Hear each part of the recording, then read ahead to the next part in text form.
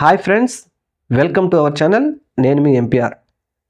మన రాష్ట్రంలో కూటమి ప్రభుత్వం అధికారంలోకి వచ్చిన తర్వాత అనేక సమస్యలు, అనేకమంటే దేవాలయాల దగ్గర నుంచి ప్రజల పేద బడుగు బలహీన వర్గాల ప్రజలకు ఇచ్చినటువంటి హామీలను మాత్రం నెరవేర్చడంలో ఈ కూటమి ప్రభుత్వం విఫలమైందని ఖరాఖండిగా చెప్పొచ్చు.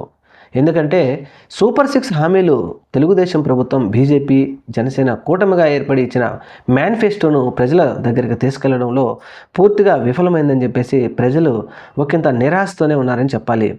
ఎందుకని ఈ మాట అంటున్నామంటే అనేక పథకాలు, నాడు నేడు ఫెన్షన్లు కానీ, లేకపోతే బీసీ మహిళలకు 50 సంవత్సరాలు దాటగానే ఫెన్షన్లు ఇస్తామని కానీ, ఉచిత గ్యాస్ సిలిండర్లని కానీ, ఉచిత బస్సు పథకం అని కానీ, తల్లికి వందమని కానీ, ఇలాంటివి అనేక సంక్షేమ పథకాలు పేద ప్రజలకు హామీ ఇచ్చింది కూటమి ప్రభుత్వం. కానీ వీటిల్లో ఫెన్షన్లో 4,000 పెంచుతామని, ఉచిత గ్యాస్ సిలిండర్ ఒకటి ఇవ్వడం తప్పితే మిగతా ఏవి అన్నదాత సుఖీభావ లాంటి పథకాలు కూడా పూర్తి చేయలేదు. ప్రజల దగ్గరికి తీసుకెళ్లడంలో విఫలమైంది ఈ ప్రభుత్వం. అయితే వీటన్నిటిని గాలికి వదిలేసినటువంటి ఈ ప్రభుత్వంలో ఉన్నటువంటి ప్రజాప్రతినిధులు, ఆ పార్టీ కార్యకర్తలు, ఆ పార్టీ అభిమానులు ప్రస్తుతం రాష్ట్రంలో ఇవి కాకుండా అనేక సమస్యలు ఇంకా ఉన్నాయి. ప్రస్తుతం ఒక చర్చ జరుగుతూ ఉంది. 10వ తరగతి విద్యార్థులకు పరీక్షలు తొందరపడుతూ ఉన్న సందర్భంలో ఇంతకుముందు జగన్మోహన్ రెడ్డి గారు అధికారంలో ఉన్నప్పుడు వారికి అనేక విధాలుగా సహాయపడుతూ సాయంత్రం పూట స్నాక్స్తో పాటు అనేక విధాలుగా భోజన సదుపాయం కూడా ఏర్పాటు చేసింది జగన్మోహన్ రెడ్డి ప్రభుత్వం. 10వ తరగతి చదువుకునే పిల్లలకు ఉదయం నుంచి సాయంత్రం వరకు విద్యాలయంలోనే కూర్చొని అక్కడే చదువుకుంటూ మధ్యాహ్నం కానీ సాయంత్రం స్నాక్స్ కానీ ఏర్పాటు చేసింది అప్పటి ప్రభుత్వం.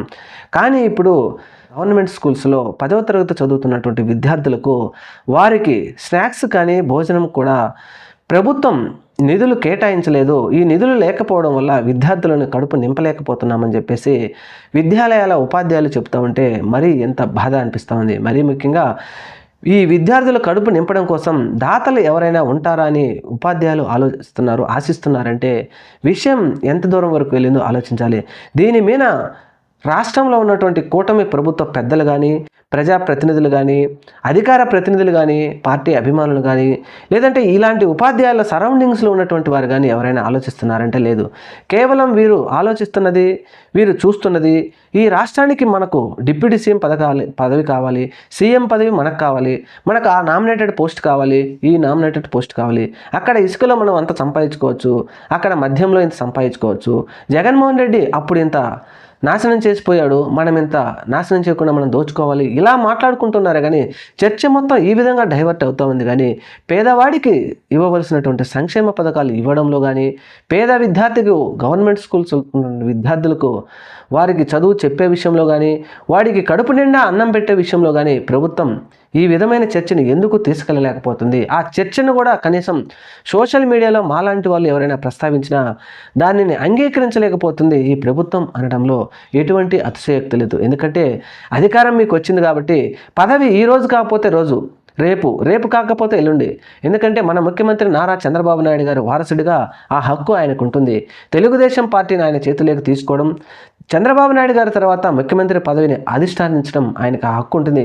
అదే చంద్రబాబు నాయుడు గారు ముఖ్యమంత్రి పదవి అప్పగిస్తారా, లేదంటే తనకై అంతటికై ఎలక్షన్లో ఆయనే సంపాదించుకుంటారా అనేది తర్వాత విషయం. దానిని ఏ రోజైనా మీరు చేసుకోవచ్చు. ఇప్పుడు ఉప ముఖ్యమంత్రిగా ఉన్నటువంటి పవన్ కళ్యాణ్ గారు ఈరోజు ఉప ముఖ్యమంత్రి అయితే తర్వాత రాబోయే రోజుల్లో ఎప్పుడైనా ముఖ్యమంత్రి కావచ్చు, ఇది ఎప్పుడైనా జరగవచ్చు. కానీ ఈరోజు 10వ తరగతి చదువుతున్నటువంటి విద్యార్థికి కడుపు నిండా భోజనం పెట్టకపోతే అతను ఆకలితో అతను ఏం చదువుకుంటాడు, ఏం చదువుకొని ఎగ్జామ్స్ పూర్తి రాస్తాడు? లేకపోతే పేదవాడికి మీరు ఇచ్చినటువంటి సంక్షేమ పథకాలు ఇవ్వకపోతే ఏ విధమైనటువంటి ఉపయోగం ప్రజలకి అని పెద్ద ఎత్తున చర్చ జరుగుతూ ఉంటే దీని మీద కూటమి ప్రభుత్వం ఖచ్చితంగా ఆలోచన చేయాలని చెప్పేసి మేధావులు, విశ్లేషకులు ప్రస్తావిస్తూ ఉన్నారు. చూడాలి మరి రాబోయే రోజుల్లో ప్రభుత్వం పెద్దలు ఇప్పటికైనా దీని మీద ఏమైనా నిర్ణయం తీసుకుంటారనేది చూద్దాం. Thank you. మన ఛానల్ని తప్పకుండా సబ్స్క్రైబ్ చేయండి. నమస్తే.